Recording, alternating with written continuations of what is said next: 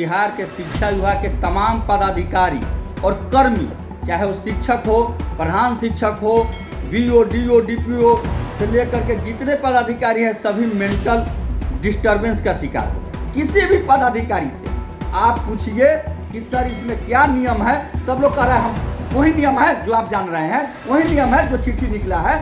कोई कुछ बोलने के लिए तैयार नहीं है। 2 घंटा क्या, आधा घंटा लेट हो रहा है तब तक सीएल का दरखास्त दीजिए और सीएल चढ़वाइए। ये कहाँ का नियम है कि 1 घंटा के लिए सीएल चढ़ेगा? सब भागने लगे, पूरा जंगल भाग रहा था, दौड़ रहा था। किसी को यह सोचने की शक्ति नहीं थी, किसी ने यह सोचने का काम नहीं किया कि भाई आसमान कैसे गिरेगा। आसमान नहीं गिर सकता।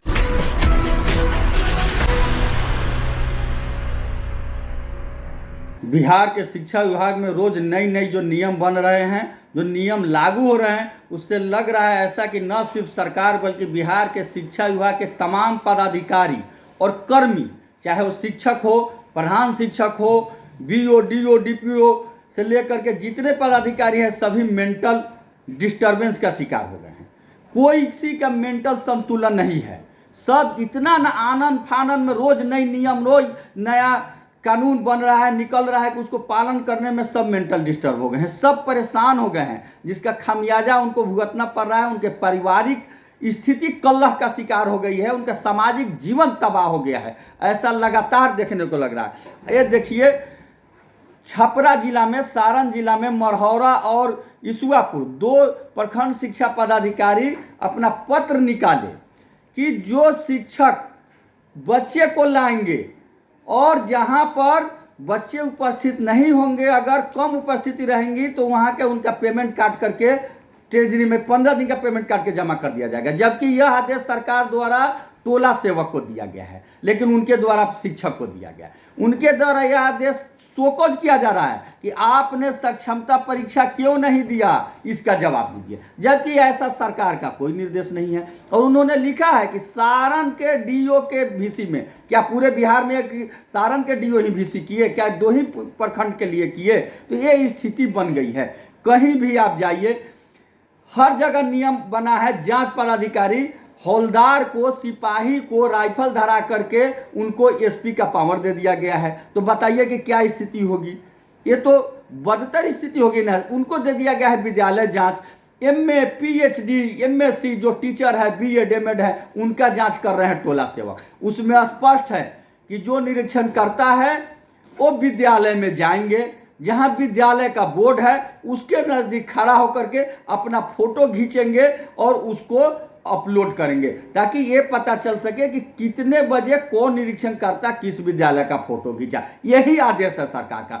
लेकिन निरीक्षण करता जा रहे हैं विद्यालय में, सभी शिक्षक को कह रहे हैं आ जाओ, ग्रुप में फोटो खींचा के डालेगा। जबकि ऐसा कोई नियम नहीं है। कहीं कहीं तो निरीक्षण करता कह रहे कि छात्रों के फोटो खींच के डालिए, अब पढ़ाइए, हम उसको देख करके डालेंगे। अरे भाई, एमएससी पीएचडी लोग पढ़ा रहे हैं, उसकी जांच एक टोला सेवक क्या करेंगे? उसकी जांच जो रिटायर्ड बीआरपी हैं, जिनको सरकार कह दी कि अब आप काम करने लायक नहीं है, अब आप घर पर जाके आराम कीजिए, वो जांच कर रहे हैं, वो क्या करेंगे? तो सभी, किसी भी पदाधिकारी से आप पूछिए कि सर इसमें क्या नियम है, सब लोग कह रहे हैं हम वही नियम है जो आप जान रहे हैं, वही नियम है जो चिट्ठी निकला है।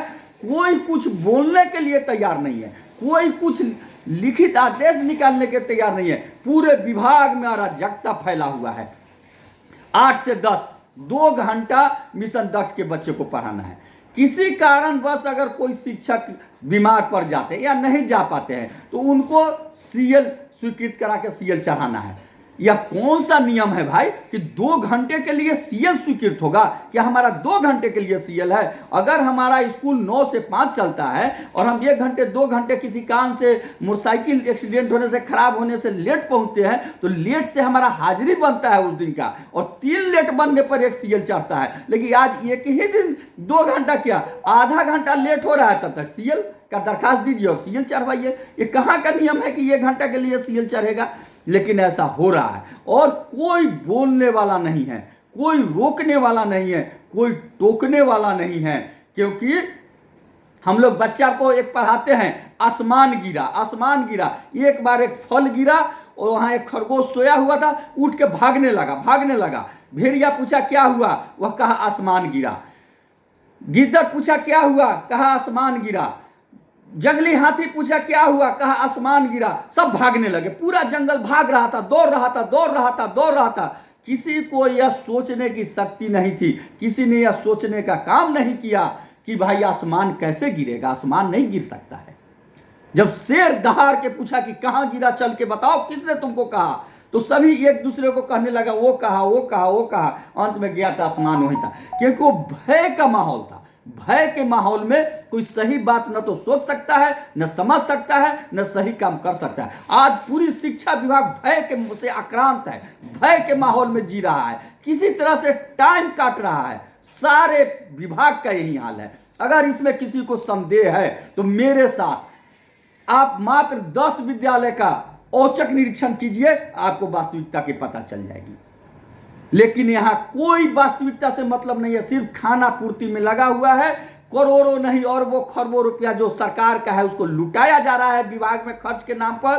कभी थाली, कभी बैंडेज, कभी ड्रेस, कभी कुछ हरियाणा की, दिल्ली की, कहीं कहीं की एजेंसी को उठा कर लाया जा रहा है और वह लूट रहा है। कमीशन का मामला जोर शोर से चल रहा है, लेकिन नहीं है। और यही कारण है कि क्या शिक्षक, क्या प्रधानाध्यापक, क्या पदाधिकारी जो खुद भय में जी रहा है, वो घर पर जा रहा है तो अपना सारा गुस्सा अपने पत्नी पर उतार रहा है, सारा गुस्सा अपने बाल बच्चा पर उतार रहा है। इसका कारण है कि उसका पारिवारिक जीवन भी न सिर्फ तबाह है बल्कि बर्बाद होने के कगार पर है। इसलिए हम सरकार से मांग करते हैं, बिहार के तमाम शिक्षाविद से मांग करते हैं, तमाम शिक्षक का बहनों को आह्वान करते हैं कि आप आगे आइए और आप अश्वमेध के घोड़ा को रोकिए, बताइए कि ये जो अश्वमेध का घोड़ा चल रहा है गलत चल रहा है। क्योंकि गलत को गलत नहीं कहना भी अपराध है। नहीं पाप का भागी केवल व्याग, जो तटस्थ है समय लिखेगा उसका भी अपराध। इसलिए अगर इस अराजकता की स्थिति में आप तटस्थ है, आप आगे आकर के इसका नहीं किए तो निश्चित रूप से आज जो हजारों घर बर्बाद होगा, जो हजारों परिवार बर्बाद होगा, उसके जिम्मेवार आप होंगे और कल इसका जवाब देना पड़ेगा। इसका खामियाजा सरकार को भुगतना पड़ेगा, इसमें शामिल तमाम पदाधिकारियों को भुगतना पड़ेगा। आपका केशव कुमार, प्रदेश अध्यक्ष शिक्षक संघ बिहार।